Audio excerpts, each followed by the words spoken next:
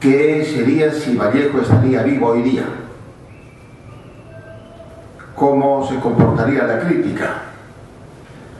¿Qué haría el Estado-Nación? ¿Qué harían las universidades? ¿Vallejo aceptaría lo que se dice en torno a él? Finalmente, preguntarnos si realmente todo cuanto se dice en torno a Vallejo tiene validez o no. Esta pregunta es válida porque el Perú de Vallejo no ha cambiado. Y no ha cambiado fundamentalmente una institución que le hizo mucho daño, que es el Poder Judicial. Vallejo, en 1918, como ustedes saben, publicó su libro Los Heraldos Negros. Y luego regresó a Santiago de Chuco. Cada 25 de julio, el pueblo de Santiago de Chuco festeja a Santiago el Mayor. Pero ese año se produjo un incidente terrible. Dos bandos prácticamente que en enemistad política se enfrentaron en una noche de la fiesta de Santiago. Y Vallejo fue acusado por haber participado en una azonada e incendio. Este hecho le causó a Vallejo un serio problema que lo marcará para toda la vida.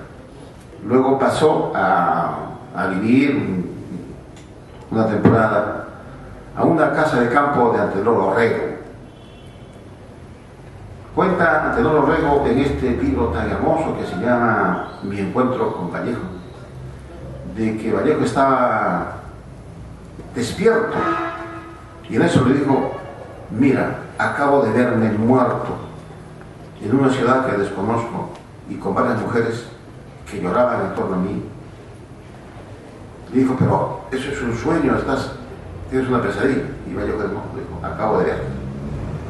Esta anécdota sirve para poder entender de que en gran parte de la poesía vallejiana hay mucho de anecdótico y de cuestiones absolutamente personales.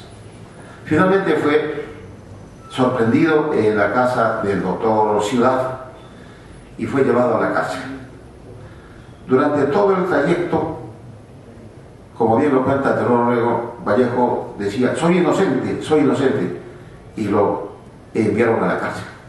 Y allí escribió este libro que se llama, como ustedes saben, Tríplice. Mi querido César, mi querido José Luis, me alegra coincidir otra vez con José Luis en una mesa sobre Vallejo. El libro del doctor César Ángeles Caballero es un libro sumamente interesante, lo vamos a ver.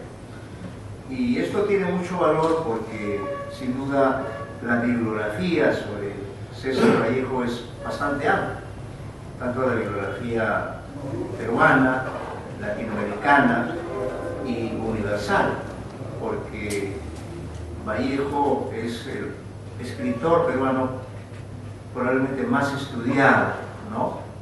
Más que Garcilaso, más que Vargas Llosa, más que otros grandes escritores, más que Arguedas, ¿no? Es sin duda el escritor que ha concitado un mayor interés.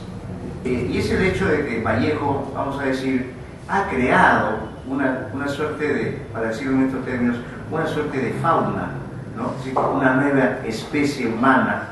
Esta especie humana son pues los vallejistas, es decir, los que de una u otra forma admiran, como vamos a ver, o en otros casos incluso critican a Vallejo, o idolatran, o se creen dueños de Vallejo, etc., ¿no?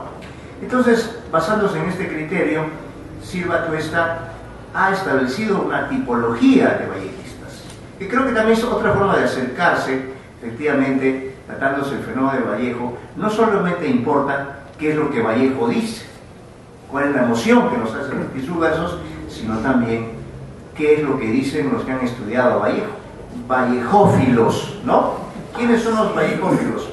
Los que, dice Silva Tuesta, ponen de sí mismos más emoción que conocimiento a la hora de hablar de César Vallejo, ¿no? Más afecto que cuidadoso análisis, más devoción que rigor científico.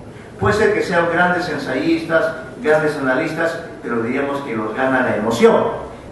Luego está los llamados vallejólatras, ¿no? Es decir, los que idolatran a Vallejo, ¿no?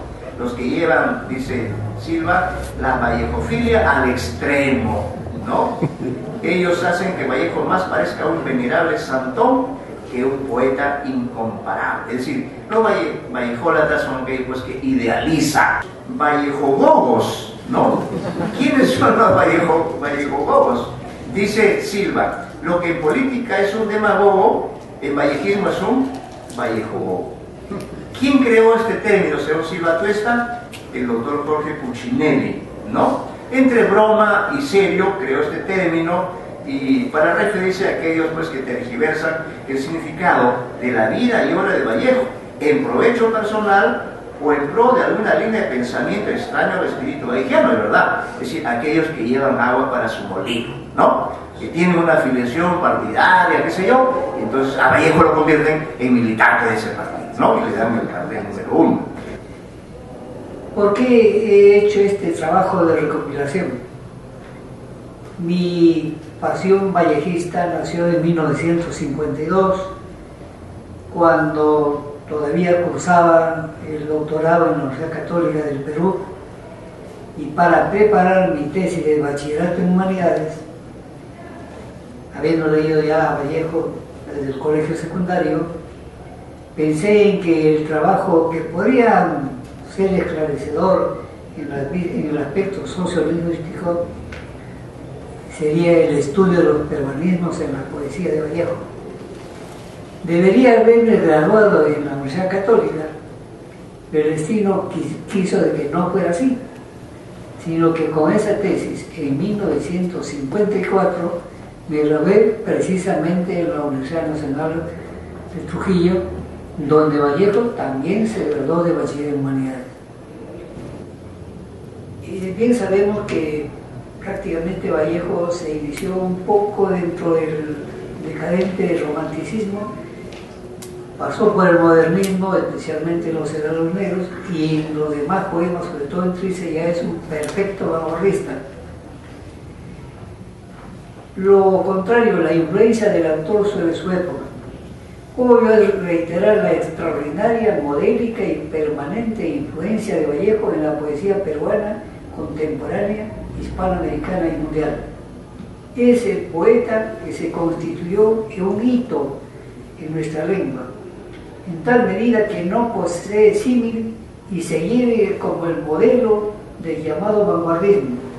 Es el poeta de la raza, brillante, universal y permanente ejemplificador que ha merecido los elogios más encendidos con toda razón y justicia.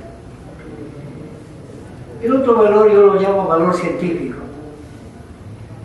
porque parto del principio, y aquí seguramente mis grandes y queridos amigos van a estar de acuerdo conmigo, que la literatura es una ciencia, porque tiene su problemática, tiene sus principios, sus hipótesis y sus variables. Anecdóticamente les cuento que mi hermano menor es ingeniero agrónomo y discutíamos permanentemente. Él me decía, la agronomía es una ciencia, se basa en la biología, en la etcétera, etcétera. En cambio me decía, tú estudias literatura, que es ninguna ciencia, no es ninguna ciencia. Felizmente yo tenía una antología de ensayistas alemanes que precisamente se llama, lo iba a traer para mostrarlo, pero me he olvidado, se llama La ciencia literaria.